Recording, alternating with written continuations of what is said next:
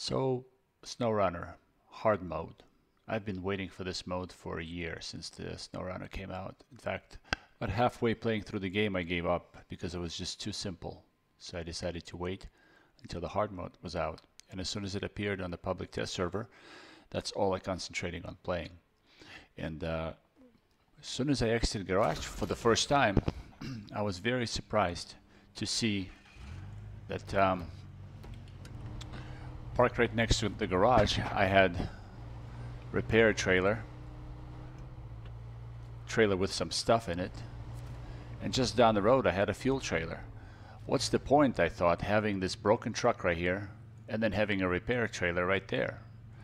That's not a challenge at all. What's the point of having no fuel in the garage when you have a fuel tanker parked just down the road at the trailer park?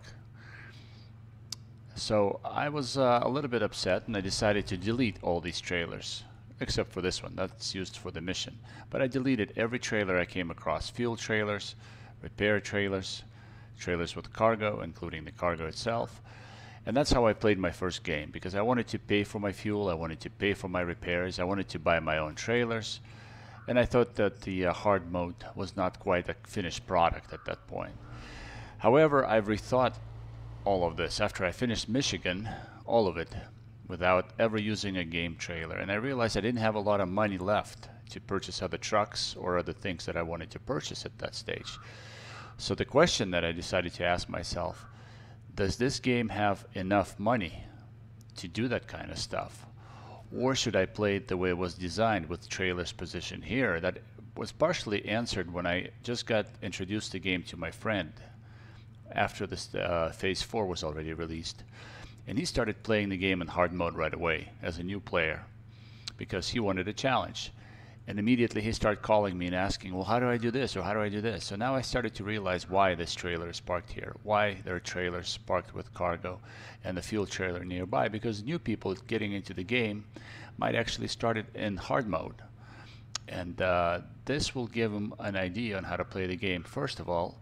But second, as it turns out, and I'm about to talk about this in detail, there is not that much money in SnowRunner. And having all these trailers available to you to repair things you need to repair, to fuel, keep you fueled for quite a while, is essential to the game economy. Having these trailers here prevents you from buying expensive trailers early on. Having cargo loaded on them prevents you from paying $150 money per load to load them without a crane while you can't afford one. And so while you're getting your things together, you're using trailers with cargo, so you don't have to pay the loading fee until you get a crane. And that's actually done as part of the game design. I now understand it. So there's plenty of fuel in trailers available in the Michigan map, more than you actually need. And I mean all of 4 Michigan maps, way more than you need. And so that brings a different strategy actually into the game. There are places, there are other regions that have way more expensive fuel available. Like the most expensive one is $8, let's say, a liter. And places like Uconn is the only price, $8 a liter. Well, there is a strategy involved in this where you can bring fuel with you in the fuel tanker attached to the top of the truck. You can bring some of the free fuel here in Michigan that you will still have at the end of the completing Michigan. You probably never have to even buy fuel in Michigan, even though it's relatively cheap, until you get to other maps. And then you can bring the cheap fuel from here, or even some of the free fuel still left here, to those expensive maps. And then it is actually cheaper. And I'll explain which tanker to use for that to make the best of it. So that's kind of the reason. You can also siphon fuel, which I actually thought is kind of a bad idea, but you can siphon fuel from mission trailers, like trailers that have fuel in them. Needs to be delivered somewhere. You can get them down to 10%. So if it's a scout trailer with 900 liters, you can get it down to 90 and still return it. 90 and yeah, you still return it. If it's a fuel carrier like this, it's 2,000 liters. You can get it down to 200, and it'll still be accepted for your mission. A fuel semi-trailer carries 30. 4 or 3,800, can't remember now, but again, about 340 or 380 liters is all you need to turn that in. So a big heavy fuel trailer that's parked right there at the gas station where I'm showing is 5,000, and you can return it with 500. So there's a lot of fuel you can siphon. You can also siphon fuel from vehicles that you are returning as part of the recovery mission. Now, I don't think this is right. I think the developers need to close that loophole, but you should not be able to siphon fuel from vehicles that first stage of the quest tells you to fuel it and repair it. And in the second stage, once that's complete, all you have to do is deliver it. And then right before you deliver it, you can actually siphon all the fuel out of it, which I think is kind of an exploit. Hopefully that'll be closed sometime soon. Another exploit where you could reset the fuel trailer mission, like the one in Taimyr, where you first appear there, and there's a fuel trailer sitting right outside the garage. You can siphon fuel out of it. Used to be able to reset that mission and it would appear with full fuel again. That's not the case anymore. It will always reappear with the amount of fuel that you had left in it before you reset the mission. So that's one loophole that's fixed. But long story short, I'm going to go through the economy, and this is valid as of release of Phase 4. So as the game progresses with the second year, things will change, and I'll give my prediction on what I think is going to happen with that as far as the finances go. So I have what I've done actually is I looked at all the contracts that are in the game. I looked at all the tasks and at all the what do you call those, trials, all the trials. And I actually calculated how much money is in the game, because in this game money is a finite resource. It eventually runs out after you do all the missions. There is no other way to raise money. Well, there is, and I'll talk about that too, but basically there's a finite amount of money in this game, and so the way you spend your money is very important, because you're not going to get more money than I'm telling you you're going to have. So here's how the breakdown works. If you look at all the contracts for Michigan, there is 201,300, let's call it dollars for this demonstration, it'll be easier for me. So $201,300 in contracts. In tasks, all of Michigan maps, and that includes all 4 of them, is 97,850. In trials, now trials you can only do 3 times in hard mode. So if you get gold result, a gold trophy for all the trials 3 times, you will get $82,200. If you get bronze, which is the worst case, simply for participating, providing you don't fail a trial, you don't violate any of its rules, and you actually complete it, even though with a long time, it'll still pay something, and you can do it 3 times still. So if you do it with bronze trophy, you will get $23,550. So the total amount for Michigan, when you finish it, and that includes contracts, tasks, and trials, and I'll give you 2 amounts, 1 trials with gold and 1 trials with bronze. So trials with gold, the total money in Michigan should be $381,350. With bronze, that would be $322,700. And now we switch to Alaska. In Alaska, contracts will pay $225,900. Tasks will pay only $64,700. Trials Gold will pay $76,800 for completing all of them 3 times. Trials Bronze will only give you $21,900. Total for Alaska with Gold Trials will be $367,400, and with Bronze, $312,500. Now we go into Taimyr. In Taimyr, contracts will pay $191,850. Now again, I'm talking for the entire region, all 4 maps. The tasks will pay $116,650. Trials Gold will pay $160,800, and Trials Bronze will pay $43,050. Total for Taimyr is $469,300 with gold and $351,550 with bronze. Now we go to Kola Peninsula. Being only 2 maps, it pays slightly less than the predecessors. Contracts will pay $118,650. Tasks will pay $171,750. Trials Gold will pay $42,150, and Trials Bronze will only pay $12,000. The total for Kola Peninsula is $332,550 with gold and $302,400 with bronze. And now we go to Uconn. Now Uconn is things are getting kind of better here. With contracts, it pays $298,800. With tasks, it pays $169,100.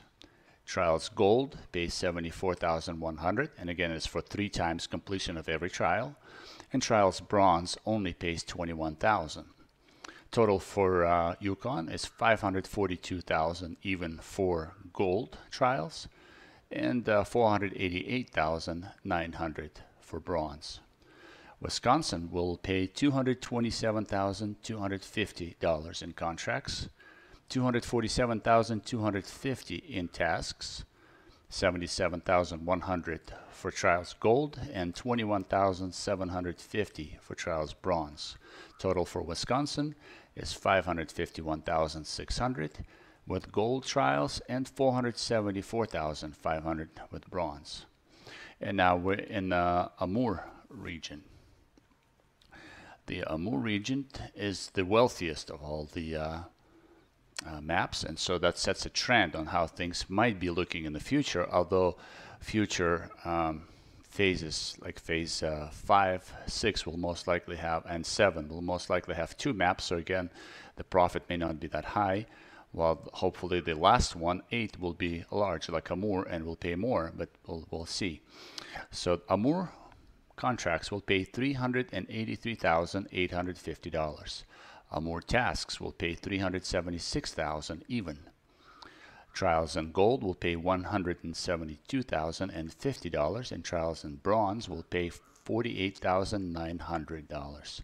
Total for Amur, $931,900 for gold and $808,750 for bronze. Now, if you look at the contracts only in the whole game as it stands passing phase 4, the contracts, all of them pay $1,647,000. The tasks pay $1,243,300. Trials Gold, if you do them all in gold and 3 attempts, it will be $685,200. Trials Bronze will pay $192,150. So if you're in the middle, if you get silver, then you're kind of in the middle. But this is the best and the worst case scenario, I'm telling you, for the trials. The total amount of money from contracts, tasks, and trials, $3,575,500 if you complete them with gold trophy, and $3,082,450 with bronze. Now, there's other way to make money in this game, and it is for selling vehicles. And I'm not saying selling vehicles, because obviously everything sells for half price. But there will be 4 vehicles that are duplicates of the ones you will get anyways for free. So you could sell those duplicates at some profit. The Chevy CK1500 you find in the second map in Michigan will pay $5,650. The Kodiak C70, found I believe in, I think it's in Wisconsin, can't remember now. It will pay $16,900 if you sell that at half price. The TUZ 420, TUZ 420 that you find in Rift map or in Taimyr, whatever, in Taimyr, in Zimnegorsk, either one of them, if you sell it, it's $73,150. And there's a H2 Hummer that I can't remember again which map you find it on later on in the season. Selling that will give you $9,150. So a total for selling those 4 duplicate vehicles will be $104,850. Added that to our early amounts. With gold trials, you will get a total amount of money from this game as of stage 4, $3,680,350. And at bronze, you will get $3,187,300. Now, what you're going to spend that money on? And most obviously you will spend it on vehicles, which will cost the most money. The second most expensive thing you will buy is upgrades for all of the vehicles. Free ones that that the game provides you with, you find in game one way or the other, and also the ones you pay for. The upgrades are pretty expensive. And third highest expense will be your trailers, fuel, and then repairs. So, and then also transfer fees, and hopefully you don't have any recoveries as you play this along, because those are very expensive as well.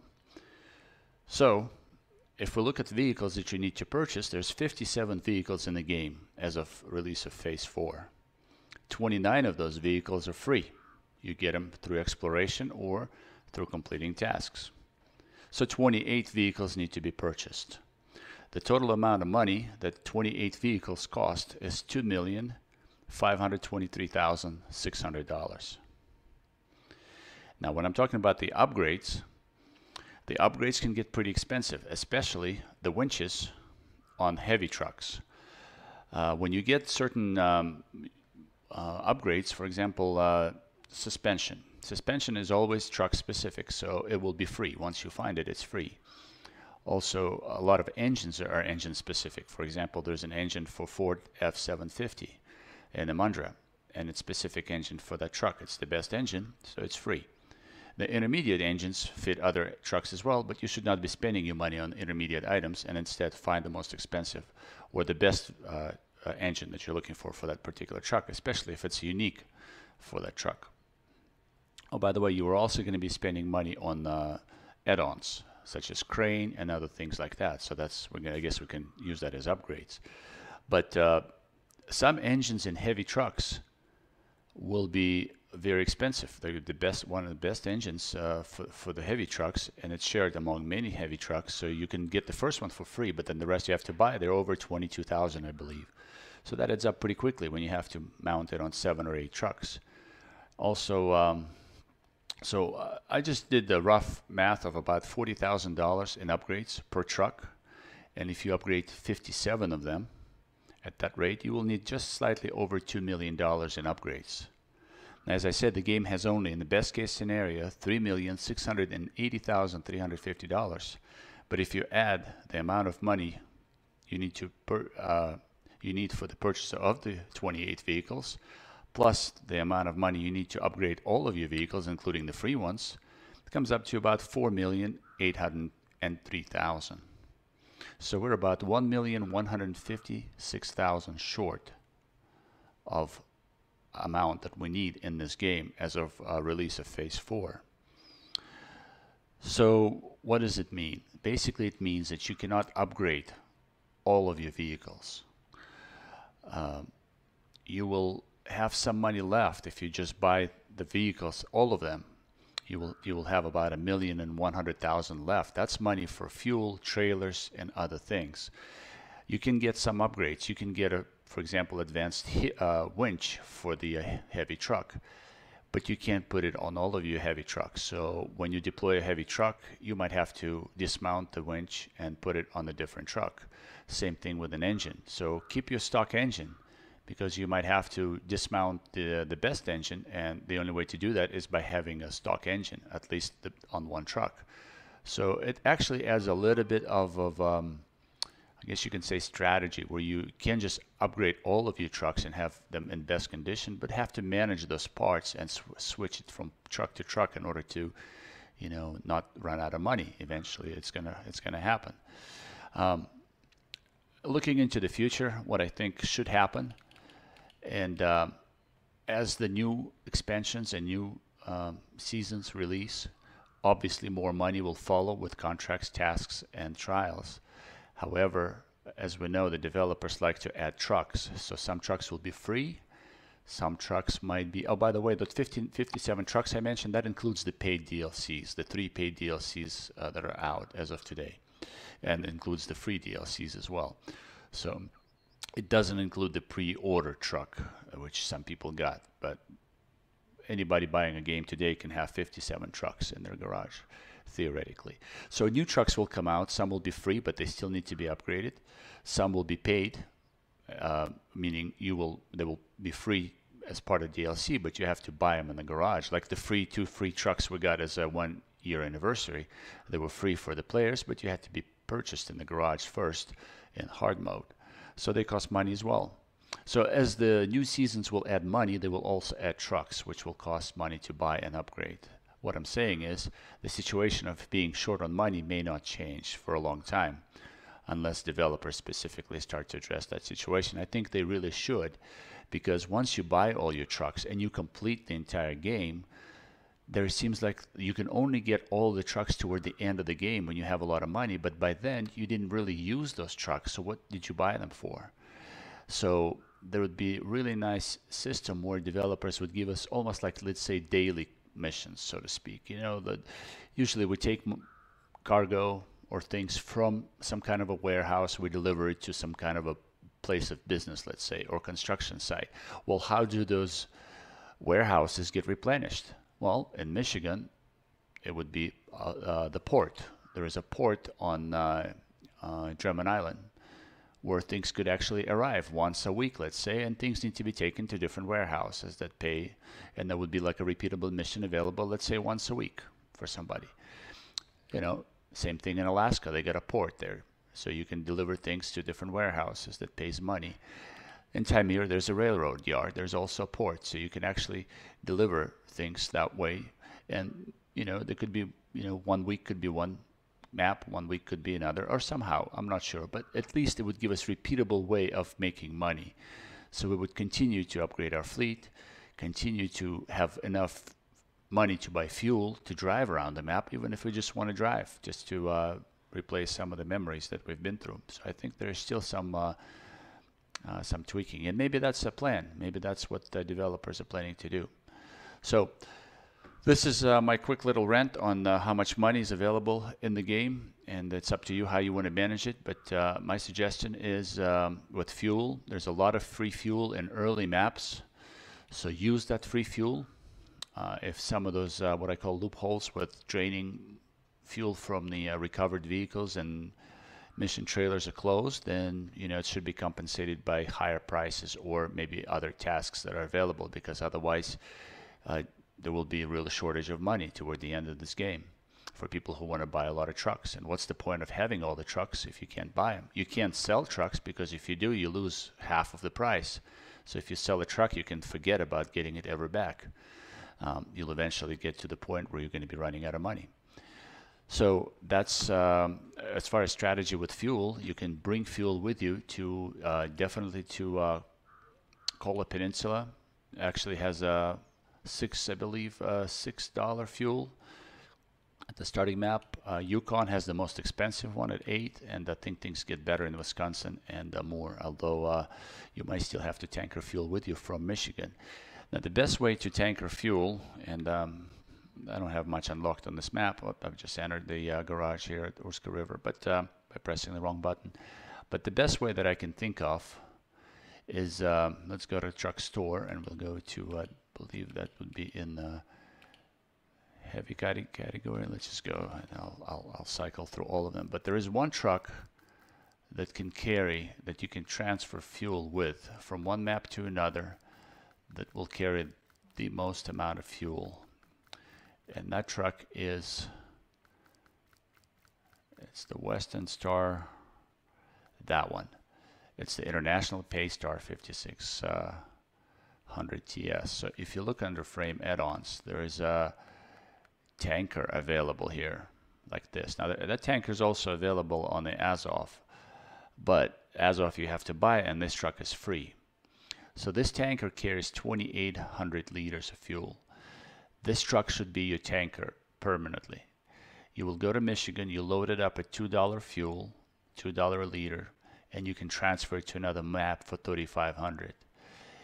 The fuel cost of, I had it actually figured out. If the fuel costs more than $6 a liter, it is more economical. Actually, even $5 a liter. It is more economical to take this truck to Michigan, transfer it to Michigan, fuel it up completely, and then transfer it back to where the fuel costs more than $5 a liter. It would be cheaper to do that than to actually fill up fuel at those expensive gas stations. So once you get there, you can't dismount this attachment. Otherwise, if you dismount it, the fuel gets lost. So the only way to do it is to transfer it into another fuel tanker trailer or keep it on this truck like it is. If you don't have money for the trailers, if you don't want to spend money on the trailers. So this truck could be pretty much your fuel ferry that will bring fuel from cheap maps to the expensive maps. And doing it at 2,800 liters a pop is actually better because the transfer fee is the same, $3,500 one way and back. So by bringing more fuel, you're mitigating that cost. So that's my advice on that. And then also your obviously service trailers. Use them to repair the task missions, because the task missions, recovery missions, you need to repair them. So no sense of buying repair points and then getting rewarded with task reward. So basically just use those free trailers scattered around the map and deliver them to wherever they need to be to repair the recovery trucks that you're trying to recover.